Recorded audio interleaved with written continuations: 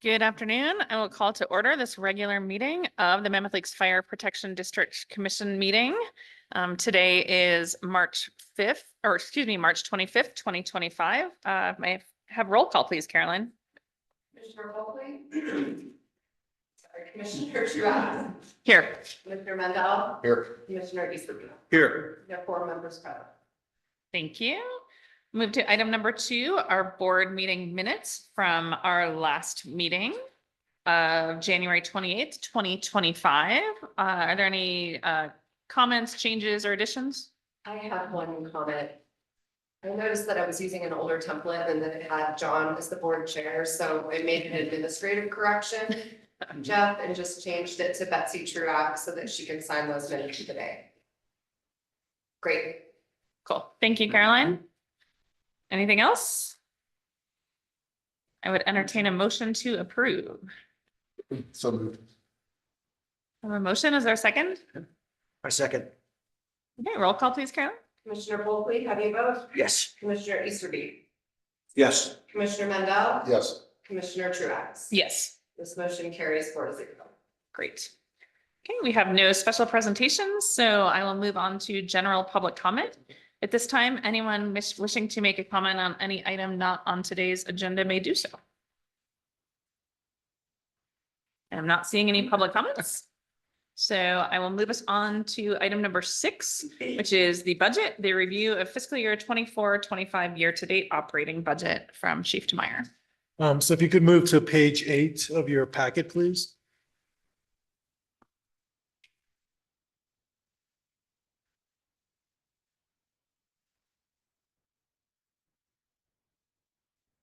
And so what I was going to do is just provide kind of, again, a high level overview of our budget, maybe hit some of the items that are significantly outside of kind of their expected percentage of budget.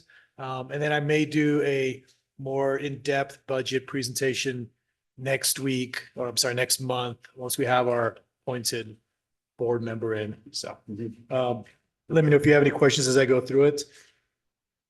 So we're still sitting with, again, 95% of our revenues come in from property tax.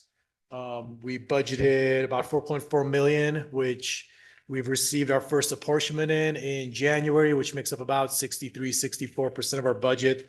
We're still planning on receiving our second apportionment sometime in end of May. So we'll see that second apportionment. And again, we don't see our last apportionment until actually the following fiscal year, but glide path, we're looking about 6% over previous years. So kind of right where we want to be based off our budget. Kind of obviously this is nothing new to the board, but last year the board decided to run a budget deficit to be pulling from our general fund, and we would adjust depending on how things had gone with Measure M and what we would have to do with tweaking things. So my goal this year is still to try to close up as much of that budget deficit as possible to get us in line with a neutral budget. But you know, the direction from the board had been to build for the types of services we need and then adjust accordingly based off kind of what our income was this year. Just a little bit on other revenues. We budgeted the lease revenue this last year at half of our expected revenue based off of the current situation with it going through litigation. Just a quick update on that. The judge did hear kind of the first hearing regarding the complainant's concerns. And the area at issue that's kind of the primary focus, it deals with the CEQA that was done, and there was the specific CEQA exemption that the tower fell under. So it's difficult to state where the judge is going to make that decision on. But again, I would say that, you know, this income is not something that I would, you know, assume to hold on to till that has all been worked out. And I'd also, again, note, you know, there was some discussion on the district income on this.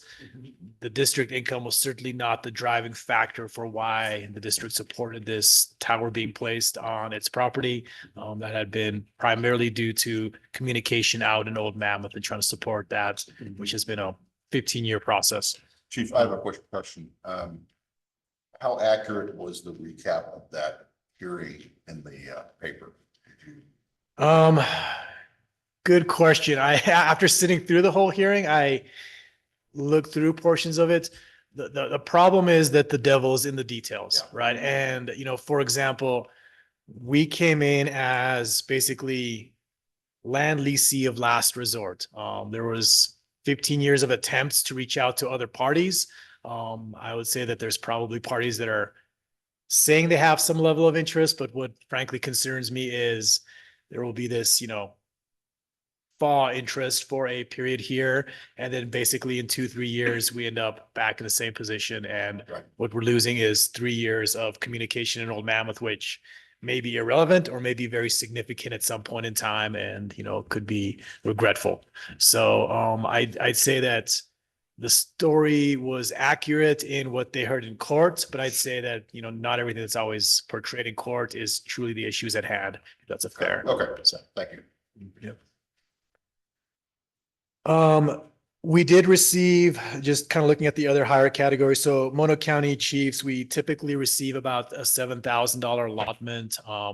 A lot of this is funding that is directed from the county into the Fire Chiefs Association. We'll get a smaller piece of that because there's other districts that are very dependent on that funding to fund their operations. That fund had been increasing over the last year because they hadn't had any emergency uses for it and those sorts of things. So there was a decision at the Fire Chiefs meeting to reallocate that back to the district. So there was an additional, it's like $9,000 that was put in. So that's why that category is a little higher. Assistance for hire is again kind of the new category for this district. So a little bit of kind of background information again. This last year, we went on roughly 15 larger extended incidents outside of the district. And the total amount of reimbursement brought back to the district was about 1.4 million. There's the equipment apparatus portion that is not on this budget that goes to our capital expenditure budget, which is projected to be at about 480,000. The board had chosen to purchase a new Type 3 vehicle, which came in at 536. So that's essentially going to be going back towards paying for that. But what we should see here on this budget in the assistance for hire cost is the cost for personnel as well as the administrative reimbursement portion. I may separate those out in a future budget just so that we're very careful keeping kind of the employee costs in one piece. Right now, that's forecasted to be almost $900,000. It's 896. We brought in 490,000, so we should see another 400,000 coming in from that category. And the big takeaway on that is basically our employee costs are kind of an in and out in the sense that we pay our employees, and the intent of this is you don't make money on it, but you get your costs reimbursed. But there is a cash flow that you have to consider. So we've had about half of these incidents reimbursed, and you do have to have the cash flow ability to pay the employees and keep this up. So good program to have, but something to keep in mind. And again, I would see that number hopefully closer to the end of the fiscal year to start getting closer to that 900,000. Any questions on ordinary income? Okay, so I'll move into the expense side. As you're familiar, we run a 13 cycles per year pay structure. So at this point, we've done 7 out of 13 of our pay periods. Thank you, Caroline.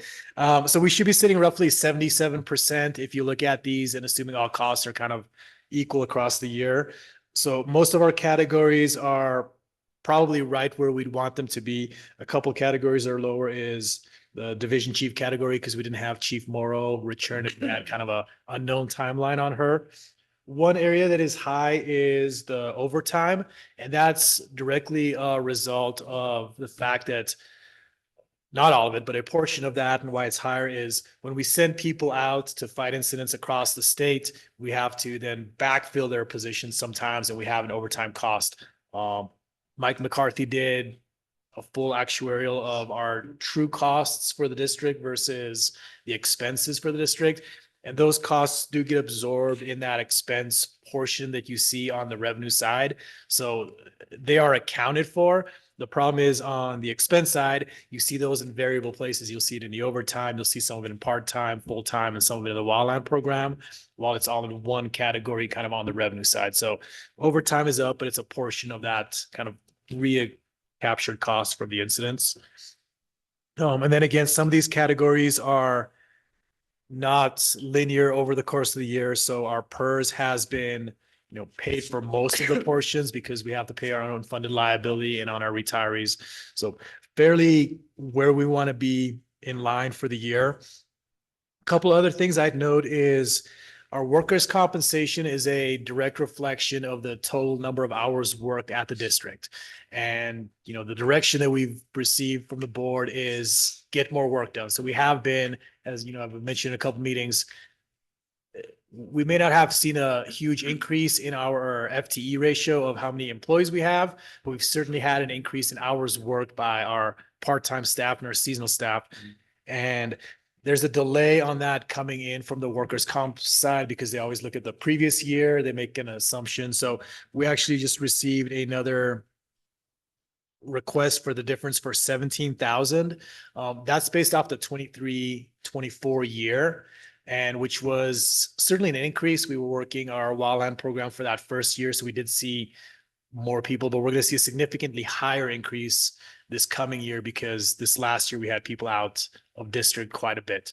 So expect that number to go up, and we'll probably budget next year for significantly higher than the quote that we receive from our insurance carrier, just because we expect it to go higher. They're just kind of behind the curve on that. Again, assistance for hire, there's a portion of our costs built in right there, but some of those are also pulled into other categories. And that's essentially it on personnel costs. Any questions on personnel costs? Chief, I have one, or just a question about out of district work Yep. and how does that affect workers' comp? Is that, are those hours worked put into our? Yeah, so they're captured. Our agreement captures those precisely. We just have to make sure that every time we do any kind of changes in our current contracts with our employees, that we go back to Cal OES and we update our agreements with them, which Caroline and Mike have been very good at doing. Frankly, the one area that we're behind on is historically the Fire Chiefs Association has not had an agreement. They've had some rules and regulations that they've fallen under, but they've essentially been kind of at-will employees. We're currently in the process of building out that MOU, and because there's no agreement, we can't properly capture some of those costs to get reimbursed. And that's an area that we're not equivalent at. The goal is to have by the next fire season a current MOU with the division chiefs that will then help us recoup those costs. And then that'll get us back to where we want to be. And then we won't be eating into the administrative costs on that portion. But we're getting very close with the line staff and basically the engines that are going out in capturing those costs appropriately. Does that And the answer? percentage for workers' comp, so it goes into the admin cost of every hour worked. Okay. And I'm assuming it's the same, right? is. Experience mod. Yes, there are some difficulties because when you do this contract, for example, you're required to budget off your average employee. So we have to look at all of our firefighters as a whole and figure out what their rate is. The difficulty is for our seasonal and our full-time staff, they actually have other benefits that our part-time staff does not have. So for example, we provide our seasonal staff with that $500 healthcare stipend. And so what you see is the agreement is based off our average employee, but our average employee is not representative of the employee that goes out on the incident. So there is a portion there that's not aligned.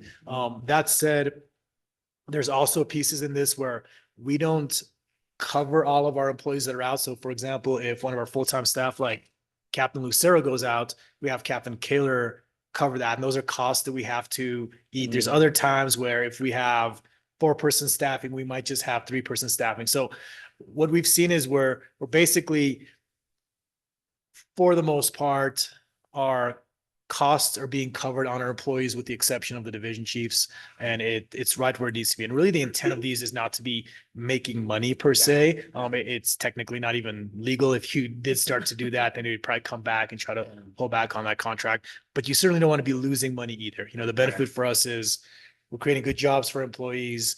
We're getting them some experience and they're becoming better firefighters. So does that answer? Yeah. Okay. Thanks. So kind of going through, I'll hit on the higher items in kind of the admin expenses. I have been asking for quite a few legal opinions as we work through a whole bunch of various items, some of those through our current legal, some of those are our, general counsel, some with specific attorneys that are helping us, for example, with this cell tower case. I've also been looking into some of the other district issues. So as we work through our agreements with our employees. So this is probably kind of right where I would have expected it for this time of year and basically where we need to be to just be covering our legal obligations. On the accounting side, there's a little change here. We've used a program called GovInvest for a very long period of time. In the past, we've kind of put it in different areas, including miscellaneous consulting. What it does a couple things for us. The main reason that we originally purchased it is because it's a employee costing software. And what you can do is run different scenarios at it. Thanks, Caroline, that look at your true employee costs. And you can say, okay, if we give all these employees an X COLA, or if we add this many of this type of employees, what does that do to the budget as a whole? And then it builds it out over time. It's been a fairly useful software, but frankly, you can do about 80% of it with some good Excel skills. The other thing that they do for us is they do some of our GASB reporting that we're required to do, which is truly a required accounting thing. And the problem is you can't separate those two products. If you decide, hey, we're not going to do your GovInvest program, we're just going to do your GASB, it ends up costing the same. So in my opinion, this really is an accounting need that we have this relationship with them. So I moved it into accounting. I think it's a better fit than miscellaneous consulting. We can decide down the line if we want to continue to use them for the employee costing software. But the reality is we're at a position right now where the GASB, we're pretty reliant on them for. I've looked into other areas to do it. We may potentially be able to do some things by seeing if we can outsource it to the county and having them run some of our GASB reporting. But today they're kind of our only option. So I thought it'd be better reflected in accounting than in miscellaneous consulting because it's a true cost. The rest of that is just Bill Green's time as our CPA, which is fairly minimal. I think 13,000 actually makes up that small GASB report, and all of Bill's time and all of our audits is that smaller half of that, which is truly not proportional. Other than that, I don't honestly recall. I didn't get a chance to get through the budget at right before lunch, but memberships, Caroline, do you remember why memberships is a little high? So we have PERS, we have, and might be the new prevention NFPA, but I'd have to look and I can get you an I answer. thought Mike was going to month to month, but we are slightly higher on memberships. I can get you a report on that by next meeting. Moving down into logistics, we're kind of frankly where we want to be on everything. Facilities is high because we took on quite a few facilities project. We're finishing a large one over at Station 2. My goal is that Station 1 and Station 2 are treated essentially the same. And just like you have lockers in both stations, there needs to be a place for firefighters to wash their turnouts. The extractors they could use for that are not standard washing machines. So kind of a larger facilities project that's almost done. Chief Walker's working on is building out that washing station set up at Station 2 so that the firefighters can take care of their equipment there and make sure that they're, it's frankly a safety issue to make sure we're keeping that clean. But kind of in line with where we want to be. The apparatus certification is, I think, kind of a good highlight of just where we are today in kind of expenses and how things work. This has been a standard cost at $4,000 to get our ladder truck certified for a long period of time. All of a sudden, and who's the provider? It's UL. Yeah. Yeah. So this year, they have kept their service charge the same, but now they're charging for travel and hotel, which they never did before. So, there we go. So you see a 60% increase on something that's in theory, those are kind of those lagging inflation things that I think we still have to be cautious with over the next few years. And I think it's just them catching up on that.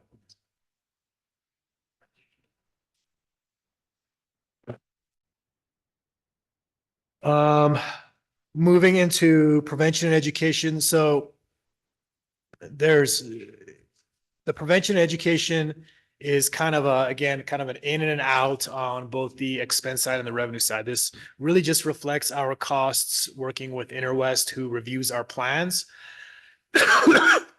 And we then in charge fees that come back in and we get reimbursed on that. So the positive is that there's still prevention occurring, and that while there was a slowdown, certainly after kind of the 2004 period of building and plans going through, it certainly hasn't come to a stop.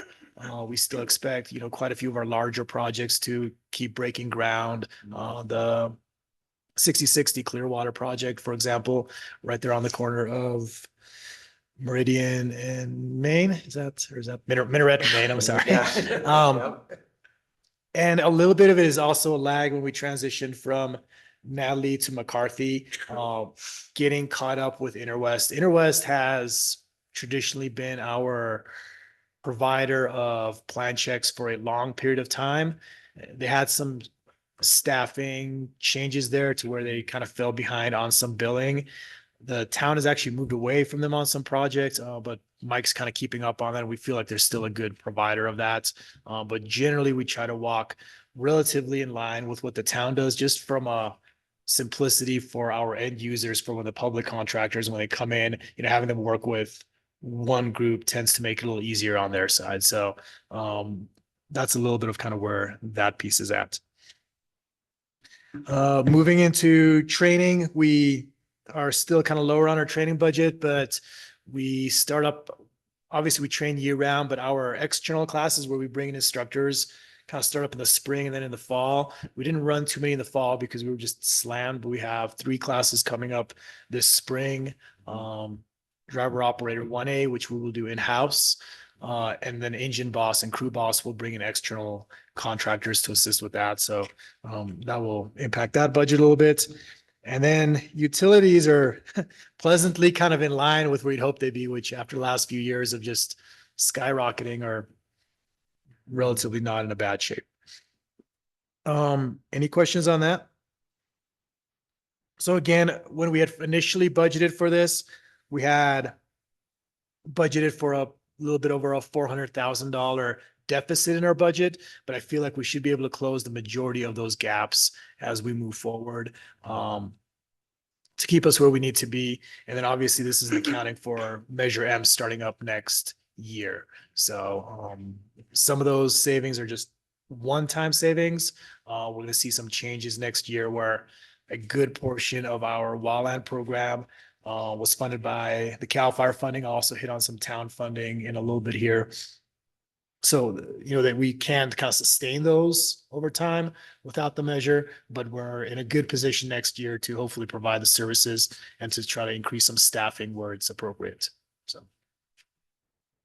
any questions on budget? I have one comment. It looks like memberships, we charge CSDA and CSFA, and I'm wondering if one of those $8,000 charges historically went somewhere else. CSDA, we had an increase in those costs. And we have to be members of CSDA for our liability insurance. So maybe we So it's charged kind it of to a- insurance before. It's kind of it's a membership that you have to be a member of to be able to get insurance. Use that term loosely.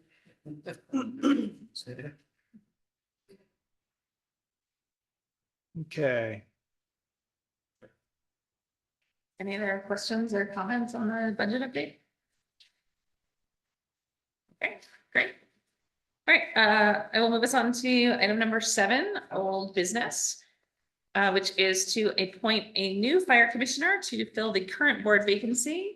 with the appointment beginning March 31, 2025, and ending on 11/30/2026. This is to fill out Commissioner Curry's term. And Commissioner Easterby and I served as the ad hoc committee. We kind of went out, shook the, we had a good list we worked through, kind of went out, shook the trees. We're really trying to find just, representatives from, various portions of the community. And it was a little challenging to find people willing to serve, but fortunately for us, Michael Vanderhurst stepped up, and he is willing and very excited to be here. So can we give Michael an opportunity to introduce himself before we swear him in? Yeah, I think maybe if we ask him to take a seat at the Yeah. table here next to Commissioner Bulkley. Yeah, I'm excited for the opportunity, first of all, and I want to thank everyone on this commission for the work they've been doing, past, present, and future. Michael Vanderhurst, I think most of you guys know me in some capacity or another, but I've lived in Mammoth for a very long time. Have a family here, raised 3 kids.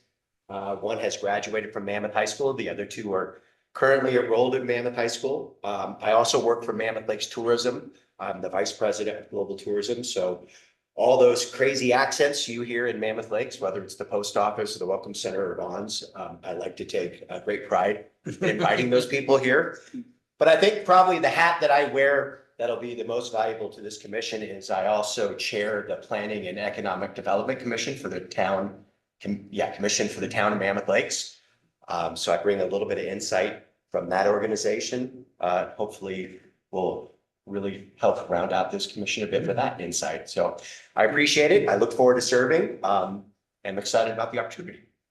Awesome. Well, we'll have you keep standing up so I can administer the oath of office to you. I believe we have to vote on the appointment. Oh, Yeah, okay. a couple things. Jeff Jeff can Hughes, correct can me. you actually, can we hear you, or we haven't done a check with you? Yeah, go ahead. Okay, just make sure you kind of keep us on point because we can stray a little bit. So kind of your recommendation, do we do an appointment, a motion to appoint, go through that motion, and then assuming that the appointment occurs and we'll do an oath of office? Is that? Yep. Yeah, I think Caroline's on point with that one.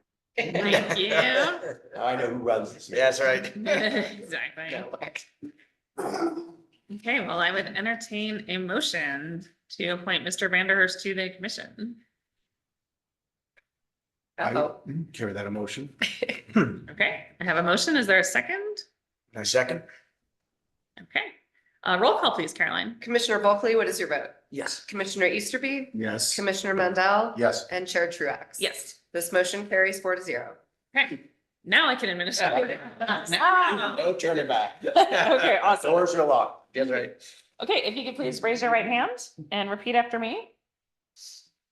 I state your name, do solemnly swear I, Michael Vanderhurst, do solemnly swear that I will support and defend the Constitution of the United States and the Constitution of the State of California that I will defend and support the Constitution of the United States and the Constitution of the State of California against all enemies, foreign and domestic, against all enemies, foreign and domestic, that I will bear true faith and allegiance to the Constitution of the United States that I will bear true faith to the Constitution of the United States and the Constitution of the State of California, and the Constitution of the State of California, that I take this obligation freely that I take this obligation freely without any mental reservation or purpose of evasion, without any mental reservation or purpose of evasion, and that I will well and faithfully discharge the duties upon which I am about to enter. that I will one more time? And that I will well and faithfully And well and discharge faithfully discharge the duties that this position upon which I am about to enter. upon which I'm about to enter. Awesome. Congratulations. Thank you. It's also a short-term memory test. 80%. So Commissioner Truax, one thing that there's very few perks that come with this job. And one that we've actually been slightly behind on because I think we still owe Commissioner Easterby his, but we do have new commissioners wallet badge here. Like I said, we all want to maybe, so we started the process of, we actually identify them now and tag them, so sort of like trying to get in at an international airport, just be careful, we sort of our flight to have on. We can't track who it is that. I'll give you that sound. We've got the bug too. Yeah. And better late than never. Oh, thank you. Awesome, thank you. I also want to thank Commissioner Easterby because we did a lot of kind of dividing and conquering in this process, trying to reach out to people. So thank you very much for your time. I appreciate it. You know, I have to turn in my salesmanship award because I was not successful in anyone that I attempted. I promised, I said, you can't get a discount on your insurance. But thank you, Michael. I appreciate it. I think we have the right person. Yeah. Like I said, I look forward to participating and serving. Thank you very much. We're happy to have you. Now, when you go home and Sandra says, did we discuss this, Michael? Did you actually just swear an oath? Because I got that question. Yeah, she would like me to stop raising my hand. I figured with AYSO and Little League now officially in my rearview mirror, Same. frees up a little time. Same. Good for you. Thank And you. we You know you had know some- how to file a Form 700. And you had some background checks through those as well. So. Yeah. Great. Okay, item number 8 today, our new business is the purchase of 4 Zoll Pro automatic external defibrillators, AEDs, for district wildland apparatus for $16,618.49. And I don't see Chief McCarthy, but. Yes, I'm actually going to be covering for Chief McCarthy. He's got his daughters in town and I asked them to go skiing with them. The Excellent. reality is we could probably cover these and he doesn't get to see them very often. So this is an AD, it's a medical purchase, but it's really kind of for our wildland program. We've historically carried AEDs in where we thought they would deploy the quickest around town. So they're carried by our chief officers, our first out engine, and the kind of our first structure engines. What we see now, just due to our change in operations, is that we have these wildland apparatus that are not running in district. They can be kind of anywhere across California or frankly, the Western states. And it's good practice for them to have an AED. So we asked firefighter Compton to get us a quote on what it would take to add AEDs across our wildland fleet. And that's the request before you today. These AEDs are the ones that they're AD Pro, so they're a little better than the ones you get in Costco, and they basically interface with the ones that are used by Ski Patrol, the ones that are used by the paramedic program, and the ones that are used at the hospital. So they're really part of an integrated system and designed to, work for a longer period. We've been very happy with them over the last probably 5 or 8 years that we've had the current ones. So the ask is for, because it's past my purchasing authority, that we, allocate $16,000 to purchase 4 AEDs before the hunt season. Thank you. Any questions or comments? I'd move it for the purchase. Great. I have a motion. Is there a second? I'll second. I have a motion and a second. Roll call, please, Caroline. Commissioner Bulkley. Yes. Commissioner Easterby. Yes. Commissioner Mendel. Yes. And Chair Truax. Yes. This motion, wait, I missed someone. Vanderhurst. It's a long one. How do you vote? Yeah. Actually, sorry if I can interrupt. Oh, that's right. It's not, So when we appointed Commissioner Vanderhurst, that appointment starts next week. So you shouldn't be seconding or voting or anything. If you want to go back and amend that so that he can participate today, we can do that, but otherwise. So we'll take a second. Okay, perfect. So I'll need I'll second the vote. thank you, Commissioner Easterby. Okay, I have a motion and the second, and if you could please call the roll, Caroline, of the 4 Commissioner commissioners. Bulkley. Yes. How do you vote? Commissioner Easterby? Yes. Commissioner Mendel? Yes. Chair Truax? Yes, This motion carries 4-0. thank you very much. And I believe it was requested by our legal counsel that I document that in a minute order, so that will be documented in M25-03. Can you nod, Jeff, if that's supposed to do? Sounds good. Nod noted, thank you. And item B under new business is the Brown Act. So the Brown Act was updated for 2025, and it looks like our legal counsel is inquiring on how we would like to receive these updates. So Jeff, I'll turn it over to you. Yeah, so I was thinking, I don't know if Commissioner Vanderhurst has any experience with the Brown Act or currently serves on any Brown Act boards. Are you at all familiar or? Yeah, 100%. We're under the constraints and restrictions of the Brown Act with the PEDC at the town of Mammoth Lakes. Okay, great. So, so then I guess that makes our options simpler. I was gonna suggest one option where, I sat down and had a one-on-one with Commissioner Vanderhurst to bring him up to speed, but sounds like he's good to go. So I think we can handle this one of two ways. I can send out an email to everybody with some slides and primarily highlighting the updates to the act. Or I think the alternative, well, and if I do that, then you have questions, you can let me know. The alternative is I can come back and, do a presentation for the whole board and I could just highlight the updates. Or if you want me to just do a refresher and go through the entire Brown Act, including the updates, I can do that too. So I just thought I'd see what the board would prefer. Email's fine with me. That's what I was gonna say. Yeah. Yeah, I mean, are there a lot of changes for 2025? No, not particularly, and they're not the kind of changes that will affect our day to day. So it's just some stuff that's important to know, but Great. yeah, I think an email would cover it. And if you decided you wanted to follow up later with a presentation, we could do that. Yeah, I think we have consensus that we can do that via email. Okay, great. Thank you. Thank you. All right, item number 9, Chief Officer and Staff Reports. So it looks like first up, we have an update on the Firefighter Academy. Chief Such? Our academy started about 3 weeks ago. We had 15 new inductees. They've all issued their all their outline and all their structure PPE and started training. This is great. Firefighter history. This week we are. Sorry to interrupt there, Chief Such. Can you turn your mic on?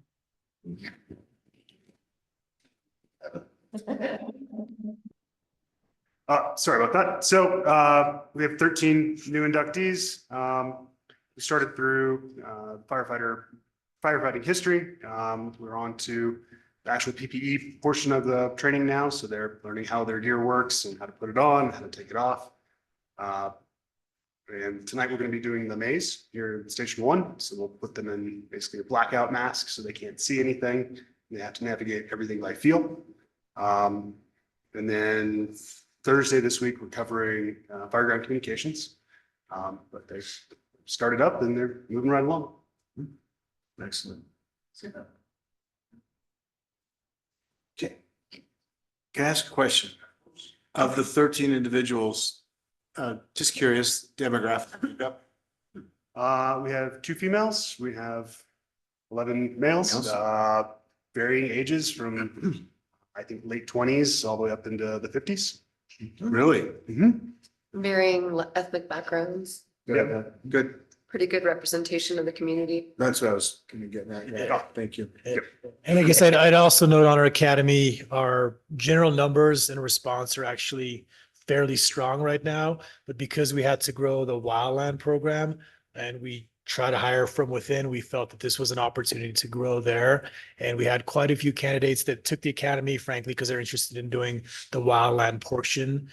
So we haven't worked through all the interviews, and I'll cover that in a little piece here, but we anticipate that quite a few of the members of the academy may join our wildland program as well. Great. Excellent. Thanks. Thanks, Chief Such.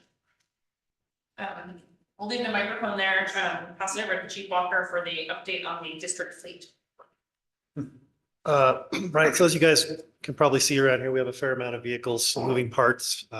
Chief just wanted to update you guys on some of those moving parts. We're currently looking at finding suitable replacements for some of our duty vehicles. Currently, right now, the vehicle that Chief drives is well over 20 years old, and it's showing it. So we're looking into Expeditions, Tahoes, F-150s, the general government type of vehicles. When we narrow that search down, we'll bring those results to you guys for possible purchase options. The Type 3 Model 34 that we ordered from Boise Mobile Equipment several months ago is still on track, according to the manufacturer anyways, to be delivered to us this fourth quarter. So we're looking forward to seeing that. Let's see, Burton's Fire, we've got some upgrades we've looked into for some of our older vehicles. 3382s, but our older water tender, which is a 2000 Kenworth, only has 28,000 miles on it. Also engine 33, which is a type 1 engine, our bigger fire engines. Also 20 years old, has 22,000 miles on it. So both good vehicles, but are in need of some lighting upgrades, radio upgrades, you know. So we're looking to get numbers back on that. One of our new tenders, 3381, is going to head back to Burton's over in Modesto next month for some warranty work. We're looking at ways to move around our new summer crew. So we say we're looking at like 12 people, correct? Something in that area. Even with the crew size we had last year, we found we really didn't have enough vehicles to move these people around for the projects. So one of the things we're looking into is possibly the purchase of a 12-passenger van, so that crew can take one vehicle instead of 5. Makes sense. So those are just some of the things we're working on with vehicles right now, just to give you guys a heads up. Thank you. Thank you. One question, does the chief get upgraded radio equipment, his stuff, or has it been upgraded over the years? Yeah, so we've actually been, because of the CRIS system implementation, which is the new state system that the county is moving to, we've actually held off on a lot of upgrades and waited for that process to work forward. Unfortunately, that process has also lagged. So I think the timing is right. We're looking at maybe putting me in the old Expedition for a little bit and using that as kind of a tester to where we put in the new radios and see how that works. The Explorer. And yeah, it's difficult to make any assumptions on what that radio system is going to look like till the repeaters actually get stood up. And so Jeff's working on it, and we've got quite a few purchases that we're starting to make, but really kind of at the testing level, and then assuming that it goes the direction we want, then we would scale that across more of the fleet. We have had the fleet updated, so all of our radios that we have in our apparatus currently will switch over to the new CRIS system when that occurs. That saying, those were kind of the initial ones that the county put out there. Are they long-term going to be the best solution? It's difficult to say at this point. So. Great, thank you. Any questions? I just have one quick question. Do we have any kind of vehicle replacement policy for the chief and the division chief's vehicles? Yes, and we have stretched that to. Yeah. Yeah, and that's something. So we have stretched quite a few vehicles. Some it frankly makes sense. If you look at, say, our Type 1 fire apparatus, those currently cost about $1 million and had a shorter window to where those vehicles with the mileage they get here, as long as we're providing good preventative maintenance on them, makes sense to stretch out, especially with just the significant increases. And just to kind of provide you with some perspective on that, I asked Scott to kind of withhold numbers because I don't want to give anyone sticker shock right now. But, there is an older capital expenditure spreadsheet that was built out, and our vehicles, yes, they were meant to get replaced about 3 years ago, but that was at a cost of about $50,000. And the reality is you can't get the base vehicle for less than 55, 60 now. And the up builds on these are pretty significant. So we're going to be looking at, 7-figure numbers when we look to replace these. So we've got a couple things that are going on with the fleet. It's 6, yeah. So 7 would be bad. 7 for the ladder trucks. We have to right size the fleet kind of for the work that we're doing today, which is different from the work that we were doing 15 years ago, and adjust for the current staff that we have. We also have to look at, frankly, in a lot of ways, simplifying our fleet. As we've mentioned many times before, we've got, Scott, how many different pumping apparatus and engines do we have? It was like 11. 5 engines, 2 trucks, 2 tenders, Plus the engine over at. plus 6622. Yeah, so we've got about 10, 11 pieces of apparatus that engineers have to figure out how to pump and operate every single one of them. And the reality is if you're down in LA County Fire, you just have one. If you lose it, they give you another one that's identical. So as we really take a look at the type of workforce that we have and our asks of them, it's the reason we went to an identical type 3, which is a manufactured CAL FIRE standard vehicle that really meets our mission really well. So we are looking at that capital expenditure schedule, and there's going to be some tough choices on where that needs to end up, and we're kind of approaching it carefully. But yeah, we're absolutely aware that my vehicle is old and needs to get replaced. So. Well, I know we've talked before about apparatus and wanting to, have consistency, especially too, if we have, people coming here too. Obviously get in, but I just wanted to make sure that all of your vehicles are. No, appreciate that, especially being first out. And I think, for me, I always look at the financial side first and there, what can we pull off? And we have made significant strides to get there so that we can build that schedule to look where it needs to operationally. I think the ones that are very evident to this group is we were putting away 225,000 every year, which was not keeping up with kind of what our needs are. This last year, I believe we had budgeted 648,000. And we also didn't set it as a finite amount. It's an amount that's reflective of the budget as a whole and is a percentage of the budget. So incrementally, that'll just move with the budget. Additionally, we are putting away about 490,000 that came from our incident response that's directly paying for that type 3. So there's a lot of moving pieces to that. And I think we're just being careful as we move forward that we don't overextend ourselves and make the right purchases. Thank you. Okay, and letter D under item number 9, the update on the wildland program and project in conjunction with the town of MLFPD. Chief Brian. Yes, and so if it's all right with you. Wait, did we skip the radio system? I think we kind of. Oh, we did. Sorry, Chief Such. No problem. He was happy. Yeah. See first, the update on the radio system from Chief Such. So Chief Demeyer hinted about it. We are still waiting on the state to finish their rollout for the other repeater sites, which not really repeater sites, they're more like trunking sites, but it's a distinction without a difference. They had intended to get this installed last fall, and basically with the fires down south, they had to reposition and refigure how they were going to pull this off. So at this point, we're still waiting on the snow to melt, and then they'll have access to the top of June and top of Lincoln. So until that happens, not going to expect any real progress. Once that actually goes through, it's the county's intent to do a phased approach to put the various agencies into CRIS and actually start using that system. Public safety is basically at the very end. They want the dog catcher and the road department to find out what does and doesn't work first before they stick us on. So I don't expect this to happen very quickly. Also touching on what Chief Demeyer mentioned, we're looking at other options for our radio system. We did receive quite a few of these CRIS compatible radios in all of our apparatus and even in handhelds. And they're good, but they are, let's say they are lacking in feature set.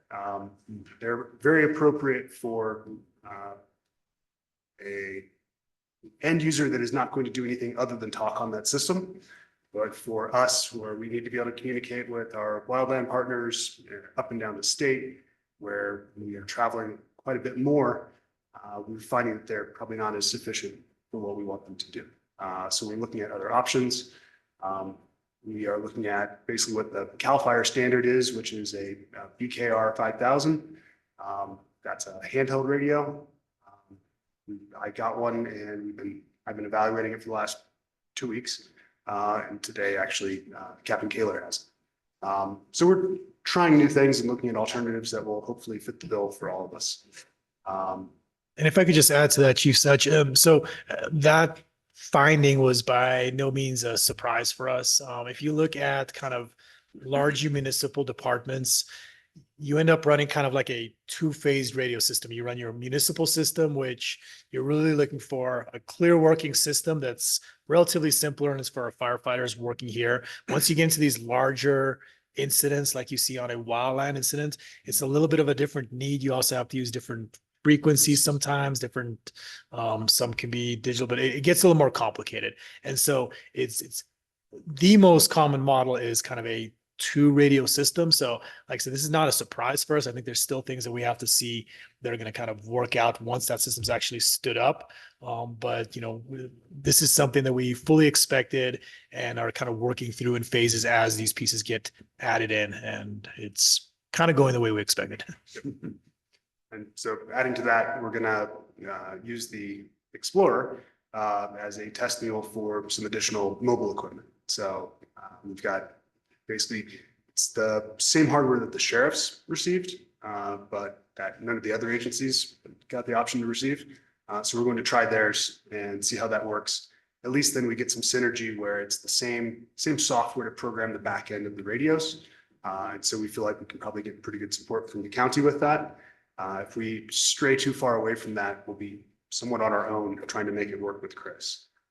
That's not something that I feel like is going to be too much of a challenge, but just letting you all know current plan. Any other questions? No, I appreciate your thoroughness. It's really fun. Thank you. Okay, now we can move on to the wildland program. Yes, and board chair, if it's all right with you, I'd almost cover these in reverse. I've got update on Chief Morrow's retirement and then the wildland because they're relevant to each other. Is that all right with you? Yeah. Okay. So I did receive notice from Chief Morrow that she will be returning next month, but her intent is to retire. She's kind of been right on the edge of retirement, moving in front of this. So it does present some challenges for us. Also in light of the fact that the wildland program was being managed by Chief Rooks, who's a retired annuitant, and basically with the state looking and auditing that process, we felt that it was in Bob's best interest that we protect him and don't work him till we work through that audit because it could have implications for him. So one, we can't use Chief Rooks to run the wildland program, and two, Chief Morrow is retiring. And the last thing I want to do is hire a new employee like Chief McCarthy and then throw 15 things at him and have him implode. But that was kind of the plan there, was that he was going to move into the wildland program when Chief Morrow returned. So he is incredibly enthusiastic about taking on the wildland program. I just have hesitations about overworking him. So I frankly think that's going to be a little bit of a shared process and to make sure that he gets the support that he needs. We also have quite a few supervisors returning in that program, and long term, back when we had a smaller program, Captain Robert Williams ran it. So I think ultimately in 3 years, we'll end up in a similar spot to where we want to be, but we need to do that in a pace that doesn't burn out Chief McCarthy and gets us to where we need to be. I enjoy the wildland program, so it'll keep me kind of not just at the strategic level, but making sure that I'm, supporting it, but also giving him the ability to kind of run the daily operations on that program. So that said, he's not going to be able to hand over prevention. The good thing is we've got Engineer Compton back there who has really kind of gotten pretty dialed on the commercial side. So I feel like we've got some pieces in the line staff that are getting more comfortable to where we can stand this up. But the intent is basically that both those programs will be essentially under Chief McCarthy with significant support, especially on the wildland side. I can't provide that for him on the commercial side because he's exceeded my knowledge in a lot of those regulations, because that's really kind of his specialty. The wildland, especially because of how front and center it is with the community, it's, even if I could hand it off, I frankly can't. Those are things that I have to stay relatively involved in. So I'll be giving the quick update on the wildland program, and Caroline, if we can I think switch Tyson and I over. thought it was going to be on the projector. Do you want me to put it on the screen, Joe? I can do that. And this was a little update that we were going to give to town staff who may still give it, but just to give all of you an update further. So we had budgeted and planned on doing 8 members for a wildland seasonal crew. I had reached out to town manager Rob Patterson, and There's significant support for wildland programs. Currently, I'm working on a part of a town committee to really kind of, if you picture the ESCCP RP as the donuts, to fill that donut hole, which is actually what we are, very concerned about, is making sure that we're taking care of that inside of town. And one thing I discussed with him is the potential for the town to potentially increase the size of that wildland program. So the town last Wednesday approved funding 4 additional positions for our wildland program. So we're currently in the middle of the hiring process for that, but we just went through and hired 2 supervisors, and our goal is to hire 10 crew members to serve in that program. And it's really getting to kind of where we'd like to get it long-term if we want to have a impact on the fuels mitigation in the community. The nice thing that that'll do is we'll really be able to scale a lot of these projects. So we started last year and hit the ground running on them. 2 minutes. All right. Can you throw it on the TV? That might be fine. Well, just getting back, just a quick question back to Natalie's retirement. Do we have a firm final? She last did time yet, or- give me a firm date. You'll have to excuse me. I don't have it off the top of my head, but it's like end of April. I think she was giving herself about 3 weeks to get through sorting out some of her retirement and PERS things. And we are discussing, she's put in probably close to 30 years here on the department. She worked down. Sorry. It's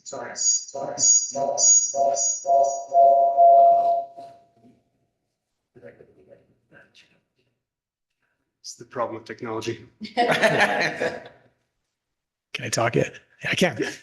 She worked down in Ridgecrest for a long period while she was a volunteer with us. So, and on top of that, she was in the reserve. She was down at Hurricane Katrina that she put in. So she's had a pretty long career. We just want to make sure that we reflect that and give it the proper due notice that it's a recognition that it deserves. So I'm a big believer in kind of following in Chief Freeval's footsteps, where he said,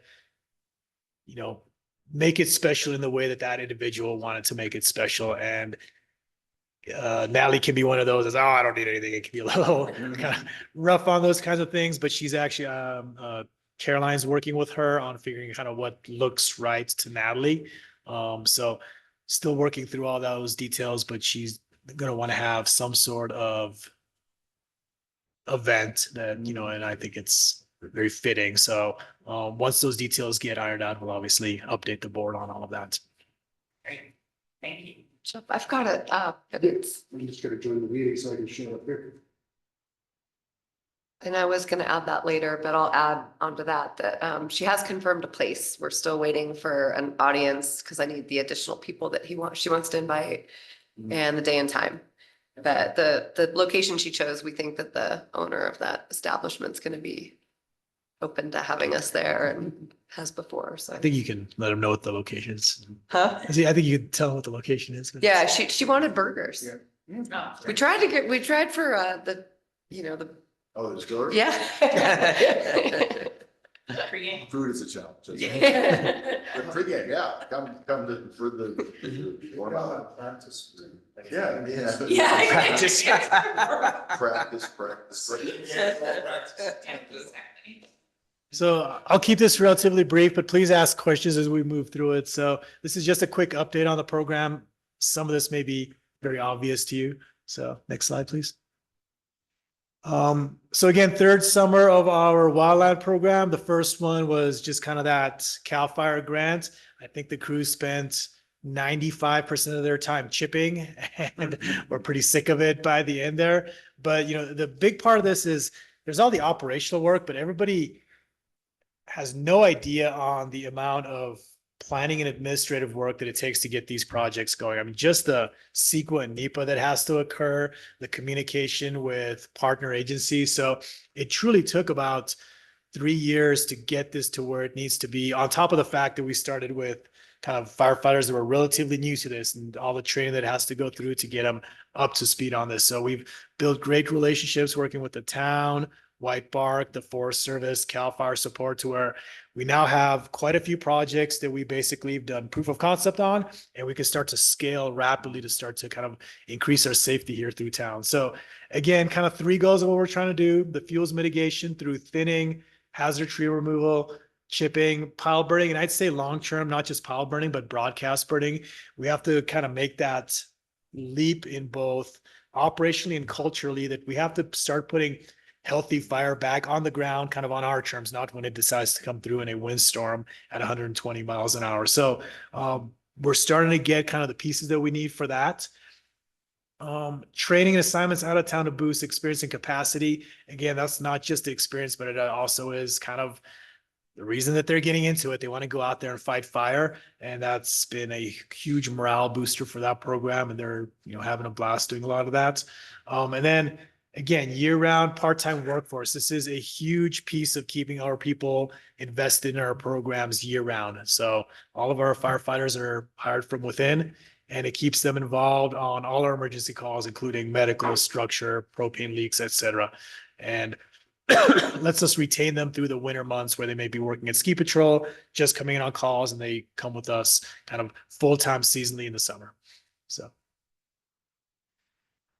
So again, kind of the way that we're looking at this is, if you look at all those various highlighted colors there, those are the ESCCRP, or basically the donut project. That is kind of a combination of White Bark's NGO work with, in theory, a whole bunch of federal support, but frankly, most of the support has been coming from the state of California recently, to create a buffer around town. I spoke with Chief Frevault a few months ago, actually about a month ago, and he's really, it's our job to really look out for that half mile around town. Once you start working past that, there's obviously a whole bunch of needs and reasons to do that work. But from us, from a fire safety perspective, kind of that half mile is what we need to create enough of a buffer between that external environment of our town and our actual town. And, when you look at that, then you go, well, it's great, it's a donut, but really our biggest concern is that center donut hole. There's been quite a bit of interest after the Palisade fire to really hit the ground running. And, speaking with the town manager, his goal is, as soon as the snow belts, we want to have actionable things and the tools for our community to start changing the parcels that they live on, because excuse me, frankly, this is bigger than any one organization, and it's not an organizational solve. This is a community issue. So we want to make sure we're providing our community with the resources that they need to get that work done. And that's our goal with that town committee. For the fire district specifically, a couple objectives that we have is working to build a fire break perimeter around town. Some of that being in the sense of a true fire break, which is essentially asphalt, and others are fuel breaks, to where you've mowed things down so you can reduce the fuels, but it's not just asphalt. There's a lot of those are going to be combinations that I'll talk about in a little bit. We want to mitigate risk in key geographical corridors. The most obvious one is kind of the Valentine Reserve. We'll have a slide on that. And then we really want to help the community with that individual parcel level mitigations, help them get that work done.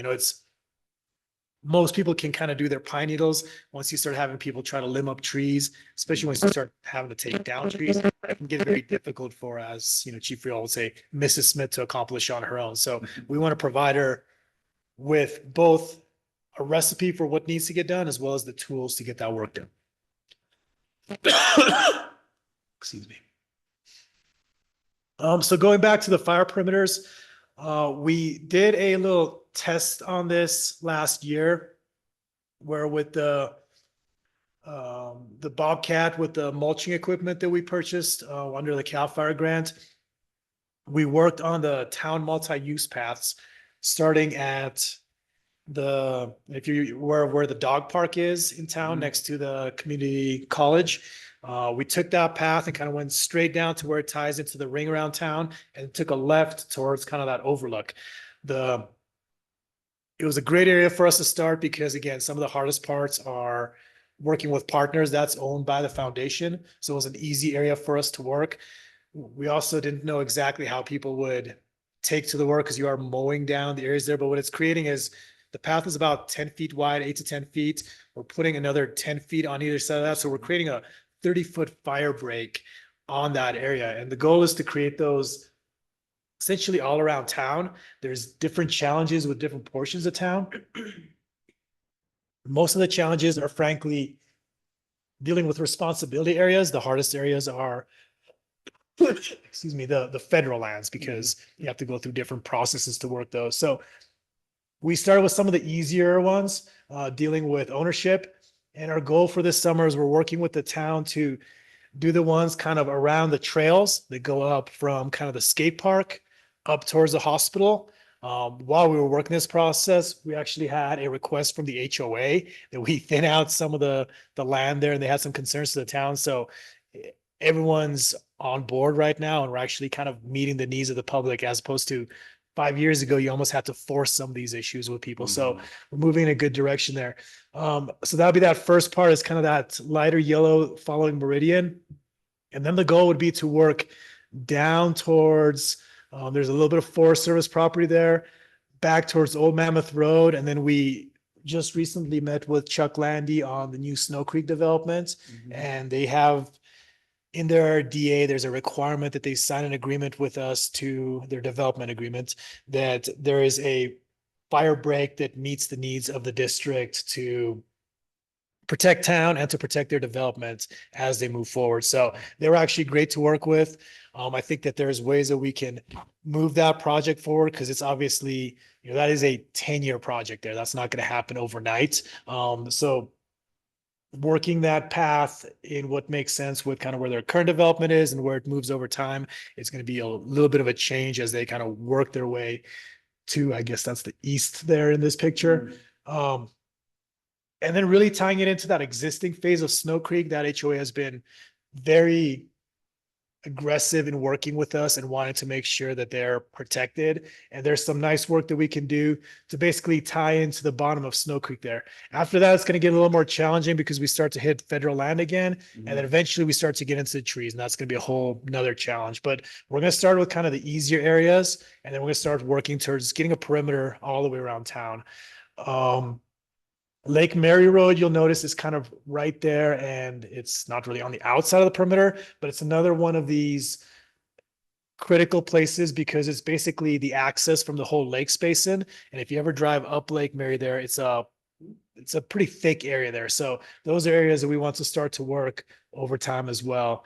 And then it's just gonna be a balance of, we've got a couple other projects. So long-term, what this should look like is basically working all the way around the town.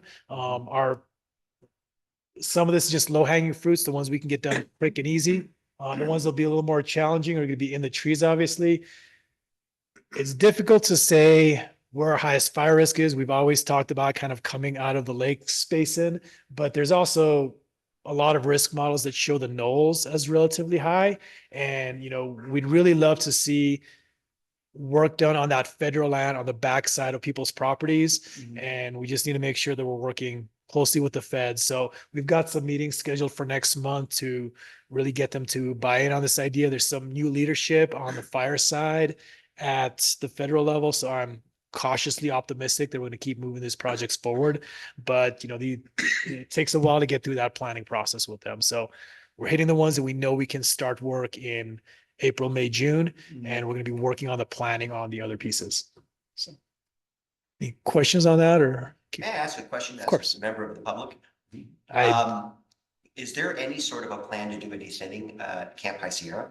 Camp High Sierra, yeah, funny you mentioned that. So, yes, there was actually some thinning that occurred, and the challenge with that one was it occurred after the winter of 2023, and there's always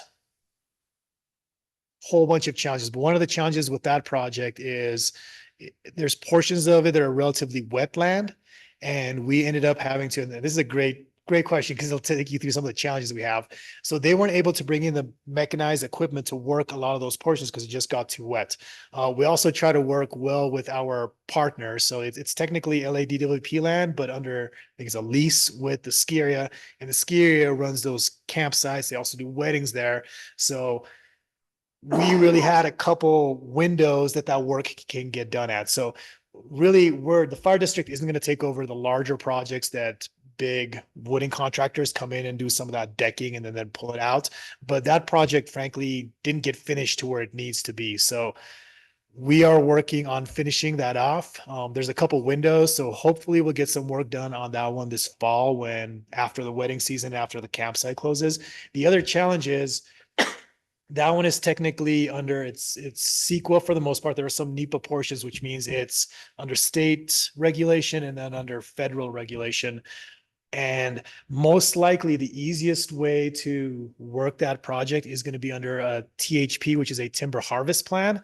So technically, you're not thinning it for reducing the wildfire risk. You're thinning it under basically lumber logging operations. So we ended up sending 2 of our wildland members do you remember where they went? Sorry, I was. Where did we send Vito and Jeff 2 weeks ago? To Rena? No, like Redlands. What was it? Okay. Yeah, I believe they went up to Redlands, I believe, to do a timber operator class. So we are going to become timber operators essentially. And you need that. You don't sell the lumber, but in order to get the permitting to bring the lumber off the land, you're better off doing it as a timber operator than as a CEQA process thinning for fire safety. So we're being creative in how we do that. And it just shows you some of the challenges of, you're like, yeah, just go cut a tree down. It's like, well, it's a little more complicated than that. The other challenge there is you've got that creek that runs through where a lot of those dead trees are. And you technically can't drop trees over creeks. You can't carry them over creeks. A lot of that is where we're really going to need these 12 people, because it's going to become very manually intensive work for the things that got left behind, and frankly, buck them up and then have CAL FIRE crews come in and pull them out of those areas. But that kind of niche work, I think, is really good for our crew. We also have to balance it against, all the other obligations we have. And that's where that careful planning comes in, that we really plan for a couple-week period in the fall to get that work done. So, aware of it. There's, we try to stay on good terms with kind of the campsite and the ski area, frankly, is because I understand they have a business to run. And it does narrow our window, and then we have to jump through quite a few environmental hoops as well. So it's a challenge. If we're just cutting down trees, it'd be the easy part. So Thank you.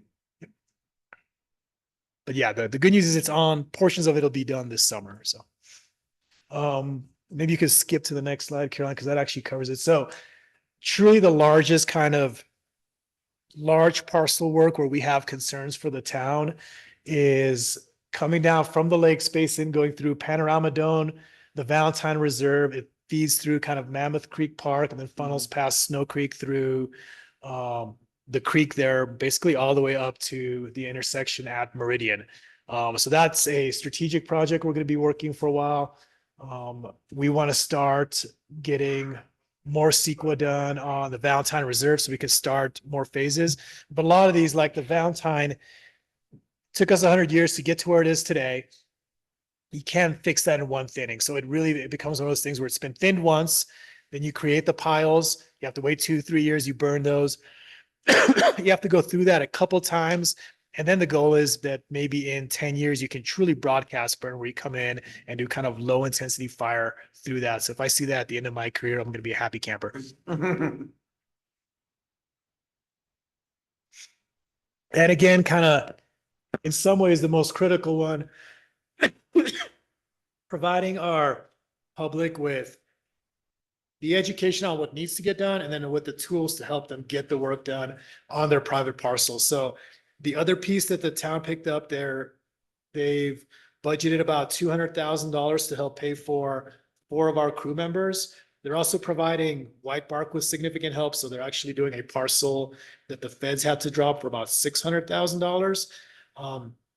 But they've also committed about $50,000 towards software and public outreach over this next year. And frankly, we were going to have to purchase the software anyway, so it's a really good partnership for us. We're looking at a program called Fireside, which a lot of times I've looked at the Truckee model for how to move forward. They've been a couple years ahead of us on quite a few things, and they're very happy with their product. And the goal is that in long term, we have there's a product called your CWPP. It's your Community Wildfire Protection Plan. Every community is supposed to have one, but basically that's not just a plan that you file somewhere and then goes away. It's a kind of a living, breathing, dynamic document. And what looks right to us, and people are starting to work towards this, is there's an assessment done of kind of the risk in town. And you can actually see like a fire map that shows, okay, this area is red, this area is yellow. But as you start to take projects, whether they're white bark projects or Mrs. Smith actually makes changes at her house, you start to see that risk reduce both at the parcel level and in those communities as a whole. So as we work with these vendors, the goal is that we go out and we do evaluations across the community, and starting with kind of our higher target hazard areas such as Old Mammoth.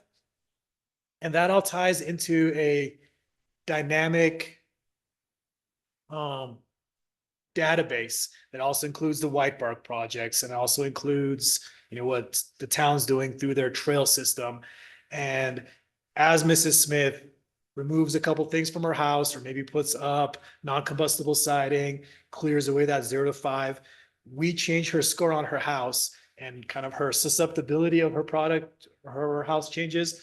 And over time, those neighborhoods just change from red to orange to yellow. You're never going to completely get rid of fire hazard here, but we should start to mitigate it. And we also want to make sure the public feels like that work can actually be measured to a certain extent. So we're looking at having true quantitative outputs on this and having all that tied together. So really good support with the town on all of this. And the goal is that the community can get out there. We do an evaluation for them. They get this email or letter from us, and then we also provide them with the tools. So for people that we have that are maybe access functional needs, potentially for senior citizens or low income, that they can actually put in to receive help doing the work. So we obviously already do the chipping. We might help with some of the removing the waste. We're working with Mammoth Disposal on that committee to make sure that that's occurring as well. And I'd love to see us to where we can help with some of the trimming of ladder fuels, those kinds of things that are tough for people. Not everybody has a chainsaw. And, I think the last thing I want to do is start lending out chainsaws. That's probably not a good policy, but maybe we can get out there, limb the branches, they come back, they pull them towards the street, and we come back a few days later and chip them for them. So making sure that the public is invested, because we can't do this without them, but that we're giving them the tools they need. I think that's the last slide. There's a couple more. Yeah, so this goes kind of into what we were hitting on earlier. So this is actually the map of Truckee. It kind of shows their risk. The goal is to do the same thing. We're working with a couple products, and this is really kind of, and they're hearing this from a lot of communities. It's not just us, but it's really tying all these together to get that dynamic model and showing kind of how that risk is evolving over time. And really, it does a couple of things. It helps you justify the projects to get the grant funding to make sure that work's occurring, but it also makes the community like, oh, I'm a dark red. That doesn't look good. And what can I do? And it looks like my neighbors actually did some work and they brought it down to an orange. Maybe I'm willing to do that. So make you feel like you're empowered. It's not just this impossible thing to take on. So I think that's the last slide. So that's a quick update on kind of where we're trying to be with the wildland program. A lot of exciting things. I think just the culture around the whole subject.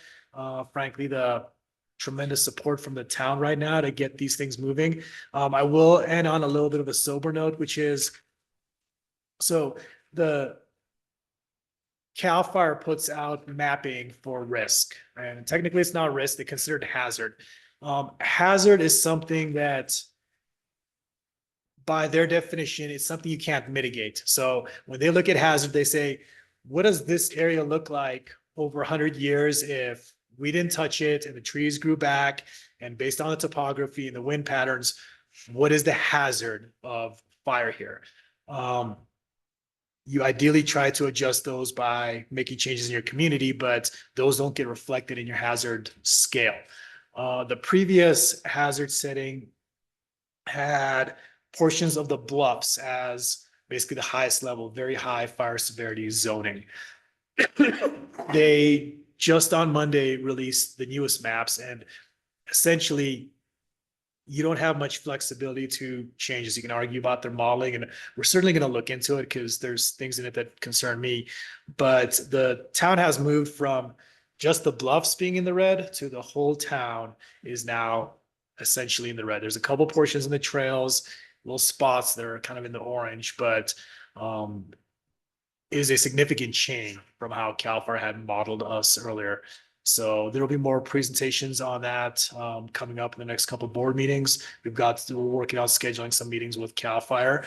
But this has implications, obviously, and everything from building construction type to insurance implications to risk in general. So like I said, working closely with them, asking all the important questions because we do want to make sure that it is giving us a fair interpretation of what the actual hazard is. But it's sober times, I guess. So. Did CAL FIRE give any components which what model they used? It's a good question. Those were some of the questions I asked for them. The other thing that's difficult is when you look at their models, they don't show you what it is. It shows you state land and it shows you local land, which is us. It doesn't show you federal land. And that's very tough because we're surrounded by federal land. And there's quite a few of these products. We use one called No Harm previously when we did our CDLPP. A big one is Pyrologics, which is the one that is kind of the background for what Truckey's using and the one that we're moving towards. The problem is some of those are measuring true risk and this one's just measuring hazard. But I had some questions and you look at some of the hazard models, they show, hazards in kind of the coming from Old Mammoth, hazards in the knolls, but not necessarily in other parts of town. So I want to make sure that we're being treated fairly by this model and kind of understanding what it is that it's showing is actually the risk. A lot of it is looking at Embercast, and Embercast is absolutely what burns down 90 to 95% of homes. And that really speaks to kind of the importance of the White Bark project, where even if we did everything right in town, if you have a wave of Embercast coming through, short of having purely non-combustible homes with nothing around them, you're going to start to get homes igniting. And then if you start to lose multiple homes, you get that cascading of where you just can't stop because the homes are actually lighting the other homes. So we've got a follow-up meeting planned with them to understand kind of where they're getting some of this from, because some areas that concern me is there's actually areas in the Lakes Basin that are lower rating than areas in the town of Mammoth Lakes. And I find that difficult to understand. And that's where, unless we get that whole picture of understanding what the federal land is doing, it doesn't give us a good idea of what that model is actually representing. Anything you want to add to that, Mike? Chief? Yep, Jim, I gotta run. We got some fun up on the hill. absolutely. Good luck with that. Hopefully nothing we get called to.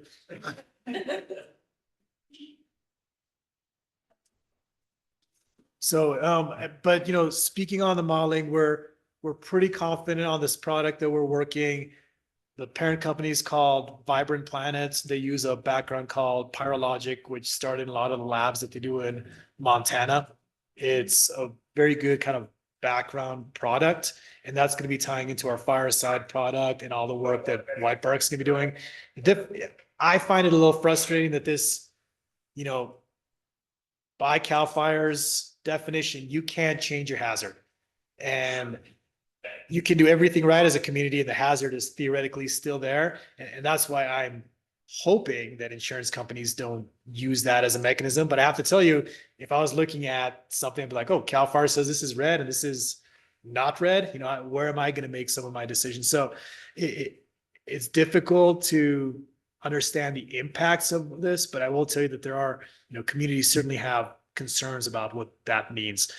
The good news is our communities moving forward on quite a few different fronts to start to mitigate the risk.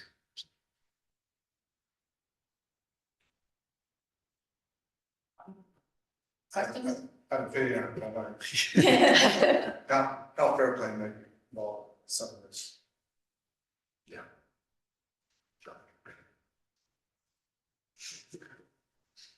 Okay, well, thank you. Moving on to number 11, board member comments. Board member comments? No, welcome, Michael. I mean, not officially until next week. Yeah. We'll remain mute. I do have a board member comment kind of along these lines. So on Thursday of this week at 8:30 a.m. On the Zoom community coffee, our guest this month is Assemblyman David Tangipa. He was elected last November. He's from Fresno, so looking forward to introduce himself to his constituents here on the east side. But he's also been very active, trying to introduce some legislation related to wildfire mitigation as well as insurance. So I would urge anybody that is available to jump on and ask him some questions along those lines. Would be great. If you're not available at 8:30, we do record it and make it available. You can find the Zoom link at visitmammoth.com/community. But it would be great to have some people familiar with fire and what we're dealing with, to just remind him that we have those challenges over here and they're a little bit different than what things look like on the west side. .com/community. Dave would be a good one to have there. That's all. Okay, I'm not seeing Tyson. So Caroline, do you know of any comments from the association? None that I know of. Okay. And any announcements? I do have a few things. One, I was hoping that Michael could stay after the meeting and just do like a tombstone information sheet for me. Do you have a few minutes? Yep. And then maybe, That's my right. and then maybe Chief Such, we could just go ahead and get him set up for Office 365 and a district email account. I do have accounts payable checks to be signed, so I do need 2 signatures. I can do that while Michael's doing his thing. Okay, that'd be great. And Betsy, I've got the minutes for you. We talked about Chief Morrow's retirement.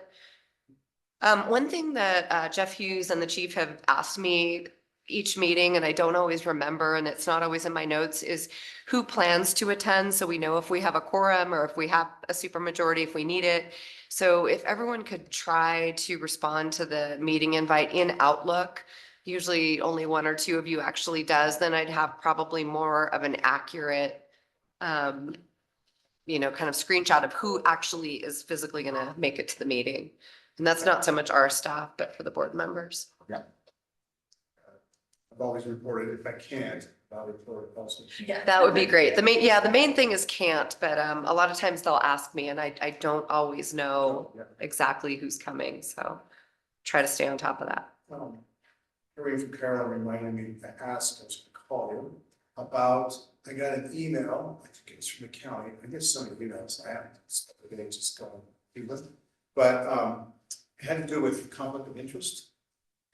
Form 700. Yeah, so all board members and then I as well have to do a Form 700. If you've done one in the past, it's a pretty easy process. You just have to hit everything's the same, no change, and resubmit it. If you have any questions, I can take you through it. I just did mine, so. Okay. And Michael, you'll be getting one of those from the county as soon as Yeah, I fill one out for the town and for the county. so you already. save the info, so you Yeah. just can duplicate it on there. Yeah. Okay. But they're doing April 1st, right? I can't remember. They just sent them to all of She you. just- It's like a sub- April 1st is correct. Once you create an account, Dave, it's very easy, just setting up that initial account. Yeah, I set that up a year ago, so. Yes, if you did it last time, it's really just coming in and saying all of this is still relevant and it takes less than 5 minutes. So it's-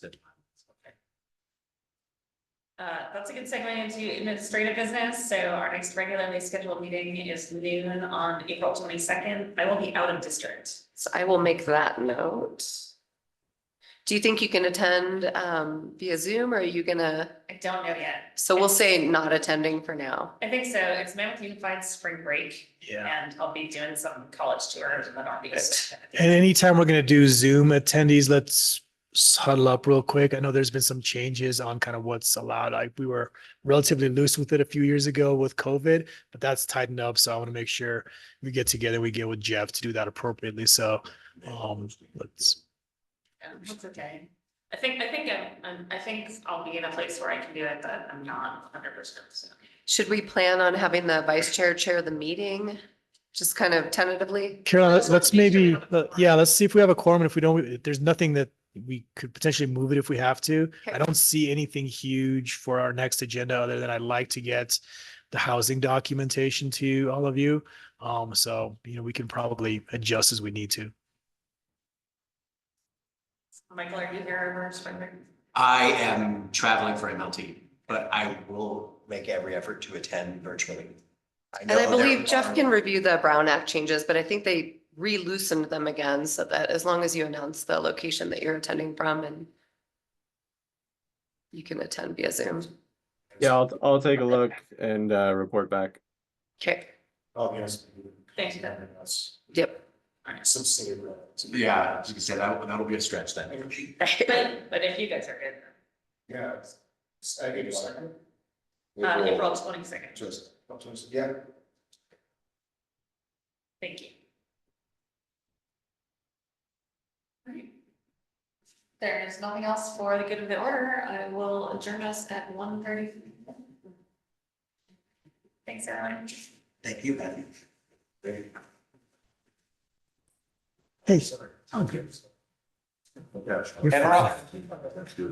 Wait, Jeff, I didn't stop the recording yet. There we go. All this time.